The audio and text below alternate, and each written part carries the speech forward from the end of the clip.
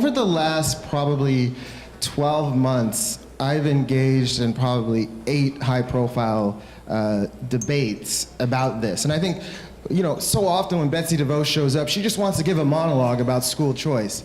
And I think we need to hold these folks accountable, and it needs to be a dialogue where we talk back and forth about these issues. So what I'm going to do in my comments is I'm sort of going to reflect on some of the conversations that I've had in these debates. So maybe 2 or 3 weeks ago, I was in Reading, Pennsylvania. And the reason why I was in Reading was because the school district, who's the authorizer there, wanted to close the charter school for low performance. But the charter school said, no, we're not going to close, took them to court. $500,000 later, they're still in court, right? Talking about accountability for charter schools from authorizers. Well, in that conversation, there was a KIPP TFA gentleman from, I think, PenCan or something it's called. And probably of you have had Credo scores lorded over you in conversations about charter schools. How many of you? Some of you, okay. So let me talk a little bit about Credo. Of course, you know Credo is from Hoover, which is this sort of loosely affiliated with Stanford conservative think tank. And Credo does this work. Now, a lot of times they'll say, oh, well, Credo shows this. Well, so I laid a little trap in the conversation in Pennsylvania. I said, well, you know, if you look at the charter school scores for the whole state of Pennsylvania, you will see that charter schools perform worse than neighborhood public schools across the board. And that's with the caveat that Credo doesn't actually compare schools, they compare students that go to schools. And in the comparison, they only compare them to neighborhood public schools that sent somebody to a charter school. So they don't actually, which I believe would downward bias the results, because you're not including traditional neighborhood public schools that are high performing in that. They're only comparing, so it's an apples and oranges comparison. It's students, not schools. All that being said, charter schools underperform neighborhood public schools, but I laid a trap. So the TFA KIPP gentleman said, well, in Philadelphia, it shows a 0.25 positive benefit. I said, well, you know, you should have read down in the study, because if you read farther down, that positive benefit is only for whites and Asians in Philadelphia. The charters have a negative impact on blacks and Latinos. And I told him, I laid that trap for you. So he went to the fact checkers for this debate, and the fact checkers came back and said, yes, Dr. Heilig is correct. So I was in New York yesterday. I flew in right from JFK. And you see a similar sort of thing in Newark, because I was debating Shavar Jeffries, and you should see the smirk on his face while I was talking in the photographs, right? And you see the same sort of trend in Newark, that charters are great for white and Asian kids, but have a negative impact on African American kids. So I think that's the first thing to know. And then, you know, I have a blog post about charters. Here is evidence. And I pinged some of the top researchers in school choice, and there's a table of academics over here. I'm really afraid that I'm going to say something wrong, so correct me later. But so in this post, I pinged all these different academics, including Janelle. And one of the interesting trends is that charter schools, if you look across the data, do not have representative samples of special ed kids, of ELL kids. This is something that people probably don't know about me, but the American Enterprise Institute invites me to their K-12 work group biannually. Now, I don't know why they keep inviting me, because they know what I'm going to say. They brought in the Great Hearts guy to talk about how great the Great Hearts charter schools are. And I said, the research shows that you only have 5 ELLs in all of your schools. So how can you talk about scaling up this approach? I mean, this is the stuff I'm saying at AEI. They keep inviting me back. I don't know why. And so, you know, the research shows, and we did a piece in the Stanford Law. How much time do I have left? We have this piece in the Stanford Law and Policy Review that we published where we looked in Houston, and we use a geospatial analysis, because a lot of times we'll look at the averages of special ed, the averages of ELLs, and then the charter people say, well, the numbers look pretty close. But when we drilled down doing the spatial analysis in Houston, we found that that charter schools that were within, neighborhood schools that were within 1 mile were statistically less likely to serve those kids. Then there's another interesting thing that just really struck me as problematic, and I'll end on this. We know that charter schools are more segregated. Gary Orfield's work out of the Civil Rights Center found they're about 16 or 17% more segregated nationally, right? We know this. There's work, peer-reviewed work, that shows the reason for this is because when parents are choosing schools, they're actually choosing schools that are more segregated than the neighborhood public schools that they left, right? I made this comment in New York, And here was the response, that they're more segregated because we've self-determined to be more segregated. And then Shavar Jeffries went on to say that there's no research that says that integration is good for kids. And so I'm talking to a bunch of charter operators here, and I thought to myself, this is probably a lost cause. But my point to them is that we need to think about a society that is not becoming more balkanized. We need to think about a society that's less balkanized. And I'm not making, thank you. And Jitu touched on this yesterday, Friday night, right? And I believe in self-determination, right? But we've got to find ways to create healthy communities, because the schools are representing the communities that surround them. And as we find healthy communities, we'll have more integrated schools. But if we go this charter route, Milton Friedman talked about this in the 1950s. He said, with school choice, we can have all white schools, all colored schools, and some mixed schools if we choose. And that's what school choice is doing, whether it be vouchers, whether it be charters, it's accentuating the segregation. And right now, right this very moment, I also serve as the Education Task Force Chair for the state of California, NAACP. The NAACP has another resolution that's being voted on by the National Board. I didn't put the resolutions on my blog this time because the last time I did that last year, I got a lot of heat for that. But there's two new resolutions that are being voted on today, and there'll probably be news this coming week. One is that the NAACP believes there must be more transparency and accountability for charter schools on behalf of the civil rights of students that attend them.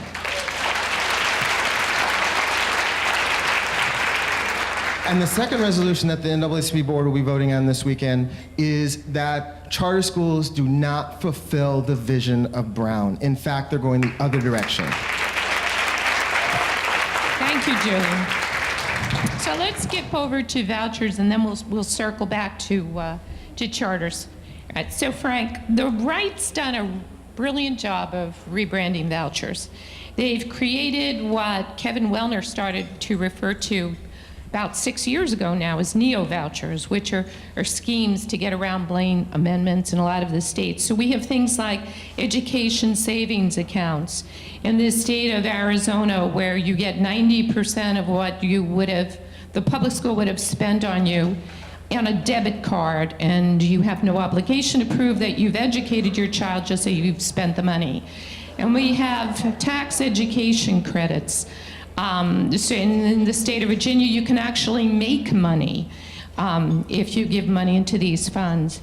But we know an awful lot about vouchers. We know a lot about vouchers, not only from research here in the United States, but also from an international perspective. And I was wondering if you could talk a little bit about that. Great, thank you. Hi, everyone. Just so you know, I've done a lot of research, and some of it's on your table. So we have infographics about New Orleans, and from the book, Global Education Reform. There's also a flyer on your table if you're interested. And you don't have to buy the book. You can just go to the website and download a lot of info. But if you want to read the book, it's quite interesting. I just want to start out by saying you're not alone.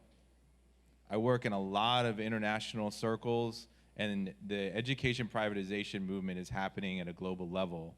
And people are organizing around the world, and we have some of them in the house tonight.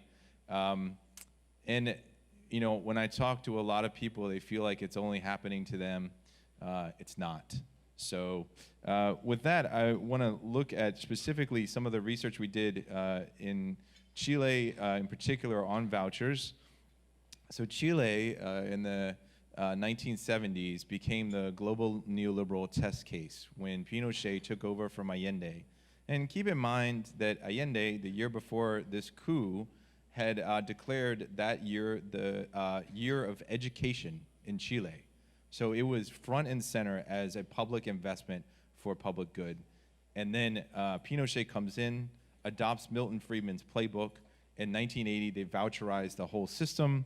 And so they have vouchers, and just to reinforce the point here, whether you call it an education tax credit or whatever you call it, it's still a voucher. You're still getting state money for private run schools.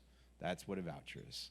So what happened was they disbanded teacher unions. They severely cut the salaries for teachers. And fast forward 30 years, 2 generations, you have a very segregated, in fact, some researchers call it an apartheid education system. And by the way, a couple 100,000 people in the streets for a social movement based on education, which I think is remarkable. It's very hard to get people mobilized around education. So when you have a couple 100,000 people in the street, it means you're not doing very well. And the test results show that as well. But you know, Chile is, okay, maybe it's isolated, right? Okay, well, let's go across the pond. We go over to Sweden, right? And maybe everybody knows the Finland story, where Finland was the PISA darlings in 2000. You know, nobody was thinking about Finland and education, and all of a sudden they're the top, and they have been the top. When we look back in the 70s, they decided to pursue an equity approach to education. Notice I did not say a high achievement approach to education. I said an equity approach, right? So then we go across the border in Finland and Sweden, and Sweden marketized in the 90s. Their PISA scores dropped like a rock in the 2000s, and they have one of the lowest job satisfaction, because I know test scores aren't totally everything, and they shouldn't be, but they have one of the low. And what? Yeah, no, they are not the metric end all be all. They do tell us something, but not everything. So anyway, you know, the Swedish teachers have like almost the lowest job satisfaction across the entire OECD, which is the organization of rich countries. So, so you know, we kind of have evidence there, and then we turn back to the United States, right? We have this long-term voucher analysis from Chile, and then when we look at the United States, we know that vouchers are either negatively or not correlated with higher achievement in Milwaukee, New York, Dayton, DC, Florida, Louisiana, Indiana. This is research that just came out. Email me if you want the articles, but it's there. So the evidence is in. This is not an evidence battle. This is an ideological battle. This is a battle about narrative. So the next thing I want to talk about is how do we make narratives that align with the public. So there's 2 types of narratives. There's a counter narrative and the alternative narrative. So counter narrative, basically for me, I'm not going to talk too much about it, but why privatization doesn't work. Competition. Competition produces winners and losers. That's fine if you're going iPhone versus Samsung. It's not fine when our children are at stake.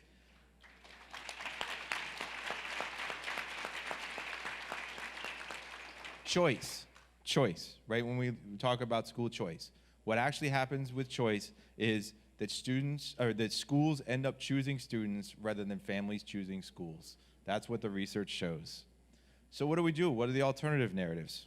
We know that equity works as an approach, as a main driver.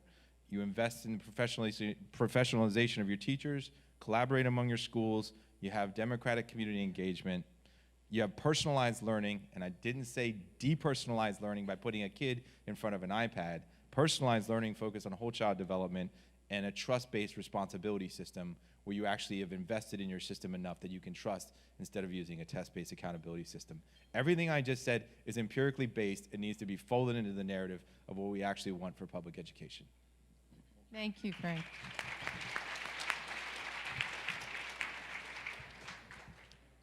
So Roxana, during the NAACP Task Force hearings in New Orleans last spring, students spoke out about how they were actually forced onto digital learning in their charter schools. We are seeing similar patterns in communities across the country where digital programs are being piloted, especially in low-income areas, and repackaged and marketed to other districts. What does the research tell us about the efficacy of online learning, and what role does lobbying by the for-profit online learning companies play in the proliferation of online charters and the push for digital learning? I just want to say one thing real quick before she answers that question. You know the NAACP moratorium charter resolution? This is the author. Let's give her a hand.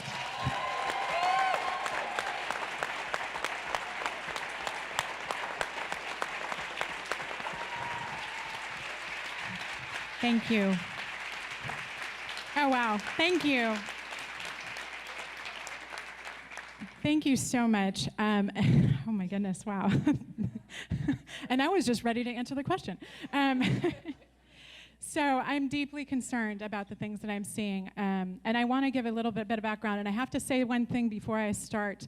And I've learned this the hard way, unfortunately. In order to protect academic freedom, we need to say that the views that I'm saying right now are my research. I believe in this. It is not necessarily the official position of San Jose State University. All right, so just had to get that out of the way, because the things I'm going to be talking about are controversial, and there's a lot of big money behind it, and there's a lot of efforts to silence. My initial research, most of my publications are actually on school climate, on violence prevention. I've studied bullying prevention in schools, and so I have a lens on power, on the definition of bullying is that there's a power imbalance, and there's repeated harm against those who have less power in the situation. And so I have taken that lens of analyzing playgrounds and children and this power differentials, and I'm seeing it now. It's hard to miss when you have that lens of seeing it in systems and the privatization system, the way that it is bulldozing. It is a very powerful infrastructure that has pushed privatization onto our public schools. So the digital learning. In my research and in looking at concerns about very young children and screen time, technologization of learning and everything, I've stumbled across a couple of documents. And you asked about the digital learning. Is online learning effective? So the majority of the research is saying that actually cyber charters are tremendously problematic. They are many students dropping out. Again, they are targeting low-income communities. A very high rate of turnover, low performance. One of the reviews said that going to one of these cyber charters is effectively like not going to school for a year. So there's actually declines in performance. And interestingly, the research actually doesn't even, the research matters. The academic research that is done absolutely matters. Unfortunately, it's not getting to the public. And the people who are winning this battle are the marketers. It's the websites that have the best marketing that get the parents to enroll into, and because if you're not following the research, you're going to go to what's going to seem like the best option for your student. So intersections of technology and privatization are really important to take a look at. Global Silicon Valley Asset Management. Has anyone heard of them? Yes? Okay. GSVAM. So they have a report. Yes, Diane, thank you. Okay. So they have, and this was a shocking report to find, and I don't know if I should call it a report or a manifesto. It's 332 pages with war terminology, modern weaponry. It's got language of war, basically. It's talking about how, and the name of the report is American Revolution 2.0, how education innovation is going to transform the U.S., revitalize America and transform the U.S. economy. It's a market analysis. It's looking at how is ed tech, and I'm not talking about, I'm a fan of technology. My mother's a computer science instructor. I've grown up with tech, so I'm not against tech. What I'm concerned about is the exploitative ed tech that is taking data from our students in these online programs and is, again, that power differential, it's that bully that is exploiting our kids and doing harm and then saying that it's a success. And so this entire report is basically how ed tech is going to take over the markets. You might recognize some names of the companies that are, K-12 Inc. is celebrated in this report. It has a timeline of how this ed tech takeover is going to happen is going to be through the vehicle of privatization. So there's a timeline that shows KIPP and Teach for America and how all of this is going to move towards creating greater access but through technology. If this takes away the human interaction in learning, we are in serious trouble. I'm interested in health intersections. Not a word in this entire 332 pages about health, social development, impacts on children, et cetera. I'm going to be talking in another panel later today at 3 on the health gaps. Do I have a minute? Okay, thank you. So, $6.4 trillion global education market. Pre-K is expanding the fastest, apparently. Yes, pay attention to early learning. Watch out for when they try to target online preschool. There is an article that I can go in so many directions right now, but I'm going to go in this one for a second. There's actually an article. It says it's from the Washington Post. It says preschool. The original title: preschool is good for poor kids, but it's expensive, so Utah is offering it online. They scrubbed that title, and then now it reads preschool is good for children, but it's expensive, so Utah is offering it online. They're targeting low-income communities. Very troubling, extremely problematic. In any case, so largest predicted growth. So this report, Global Silicon Valley, the author of this report happened to stumble on his name as I was looking up information about the Center for Education Reform. He happens to be the vice chair of the Center for Education Reform. Center for Education Reform, if those of you who are not familiar, if you look up on the Center for Media and Democracy, they have a Source Watch page, okay, it shows all the funding and who's involved in what. Center for Education Reform is one of the organizations that is pushing privatization. It is the infrastructure that is pushing privatization. They are also funders of ALEC, American Legislative Exchange Council. I think there's a whole forum on ALEC later. I hope you go to it if it hasn't already happened. ALEC, is group of corporate organizations that are writing the legislation to push K-12 Inc. and the online learning and the cyber learning and charters and vouchers. They've also written the ESA tax credit initiatives. They write model legislation for states, then each state then takes this draft, puts the name of their state on it, and then tries to pass it, and this is how it's happening. So a lot of intersections. The Philanthropy Roundtable has a report called The Wise Giver's Guide to Blended Learning. Most of the case studies that they have are of charter schools and low-income communities pushing blended learning. Rocket Ship, I'm in the heart of San Jose. Please read my blog, eduresearcher.com. I have several posts down on Rocket Ship schools, very concerned about the health and safety gaps there, putting a lot of kids in computer labs, 5-year-olds for 2 hours a day, in front of computer screens. In any case, Philanthropy Roundtable has a part in their 150-page report that says even those who are funding, the Gates funders are even saying, the part of me is really nervous that the enthusiasm is outpacing the results related to this blend. They acknowledge the first bottleneck is a lack of research. There's a lack of research that this is even working. The last chapter, dozens of strategies of how philanthropists should put more technology into schools before this is tested, before we even know if it's any good. And we are seeing many, many reports of harm, of data, privacy issues. We're in the age of Equifax. I could keep going, but I don't want to take up all the time, so thank you. I think Frank wants to jump in on that point. Thank you.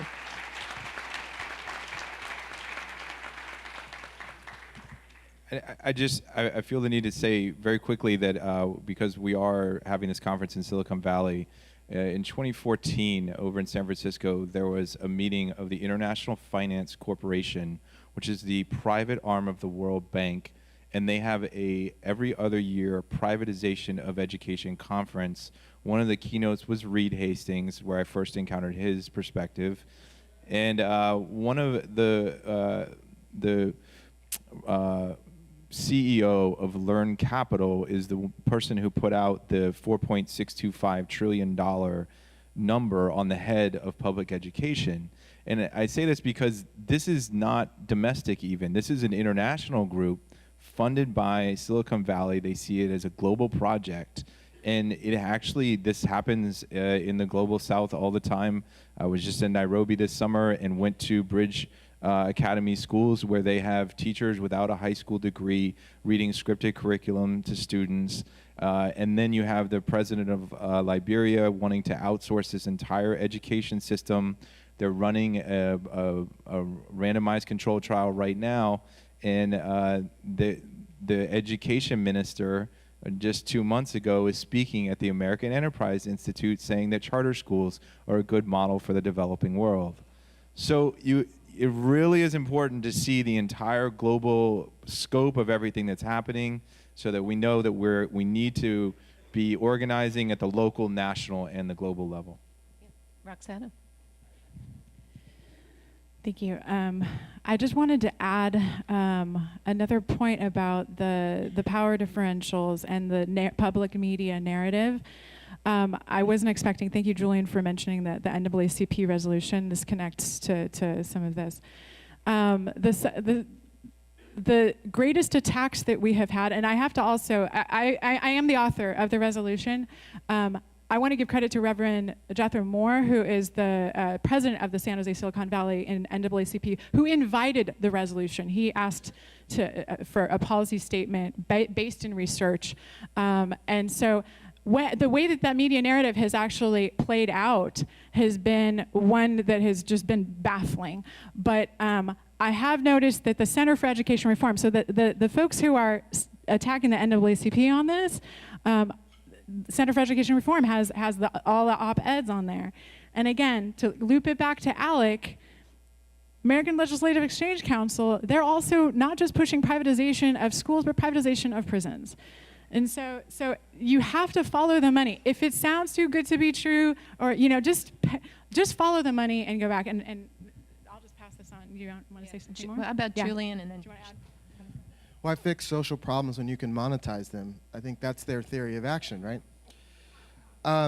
So two quick things. The first is that, when I was at AEI maybe last year, Carpe Diem, how many are familiar with Carpe Diem charter schools? Their idea was that they were going to put kids in cubicles, like 50 students to a teacher, and it failed miserably in Indiana, in Arizona, et cetera. And so the owner of this set of charter schools came to AEI and presented about this huge failure, and he said, yeah, we did it. I thought it would work. We were wrong. We're moving on, right? But just think about all the children that were in these charter schools so that they could experiment on them. I think that's a travesty. A couple of quick resources I'd like to give you. First, you have to check out David Berliner's 50 Myths and Lies book. He's here, so yeah. Another shout out is for the National Education Policy Center. So when like the Friedman Foundation and all these other think tanks put out some bullshit, that's a technical academic word. The National Education Policy Center has those pieces peer-reviewed, and I'm a fellow with NEPC. And then finally, Jeff has a set of fellows with the Progressive Magazine that write about these issues on a regular basis. So please read the Progressive Magazine. I'm a fellow also with there, so check out the Progressive Magazine too. We get a free copy. We have them on the tables. Janelle? So I think whenever we have these conversations, these very important and essential critical conversations about the role of charter schools and other forms of privatization in U.S. public education, I worry a little bit that we are, in our effort to provide articulation and analyses of the incredible issues, that panelists have so eloquently named, that we also need to think about the fact that this is operating in a context of state disinvestment, so that the schools that many communities of color, traditional public schools are experiencing are not living up to their promise, right? There's a reason families, in addition to being marketed to, are also choosing into these alternatives, even if they are not, the ideal, because it's sort of, I worry that we need to acknowledge, there may be people in this room who have children in charter schools, right?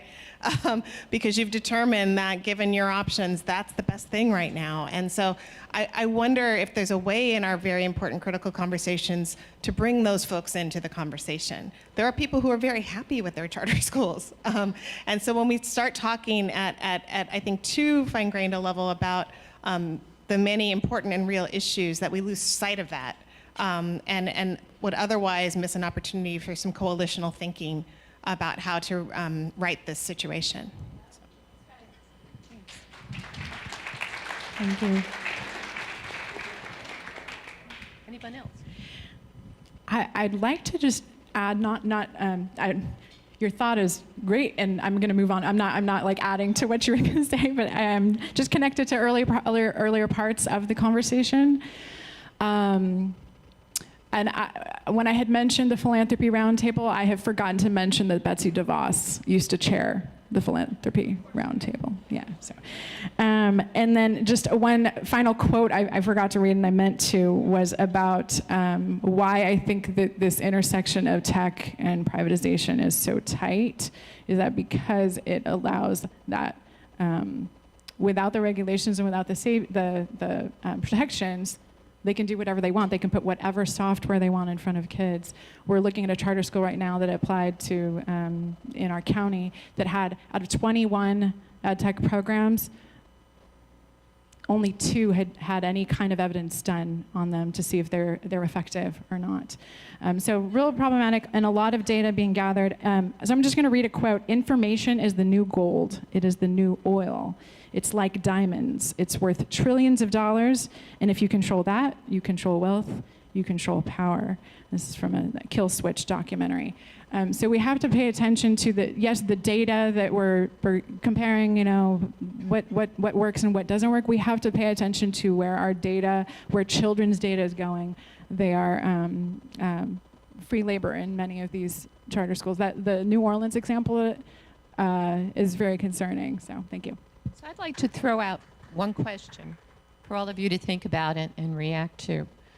So push ahead a decade from now, 15 years from now, and let's make an assumption that we are not effective in stopping what's happening today.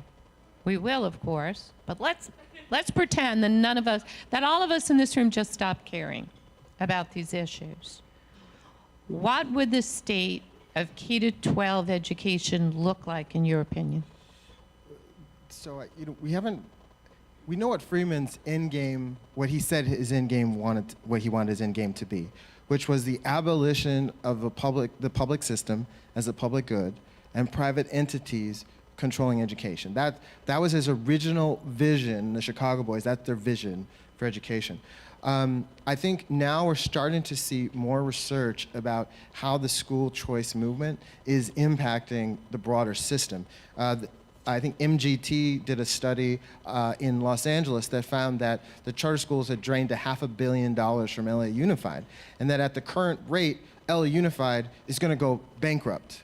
And that is where we are headed. That's the vision behind private control and privatization of education. Now, that may have come even sooner, but in California, over the last 7 years, pre and post LCFF, LA has actually seen about a 17% increase in funding, as has Oakland and a few other districts because of the way the funding system changed and Prop 30, et cetera. So we may have pushed the can down the road by increasing that per pupil funding, but still, at the end of this conversation, at the end of this privatization and private control, Friedman's goal of the abolition of schools as a public good will arrive.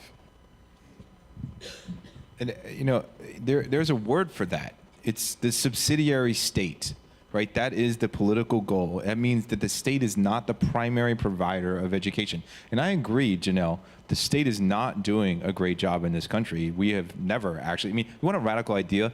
Invest accurately, heavily in public education for once, for everyone. That's disruption right there. And we've never done it. So we're not on track in the public level, but turning that over to an entire private entity. So the theory of the subsidiary state is that the state will not step in unless no private actor is available to provide a service. And that is intersectional, right? So that goes across healthcare, every other public sector that we know, environment. And that's really the goal of the stated goal of the Trump administration. We want to dismantle the bureaucratic state. And that's what he wants to do. So this is coming to a head, and if I were to fast forward 10 years, if you were to look at Chile, we'll all be in the street.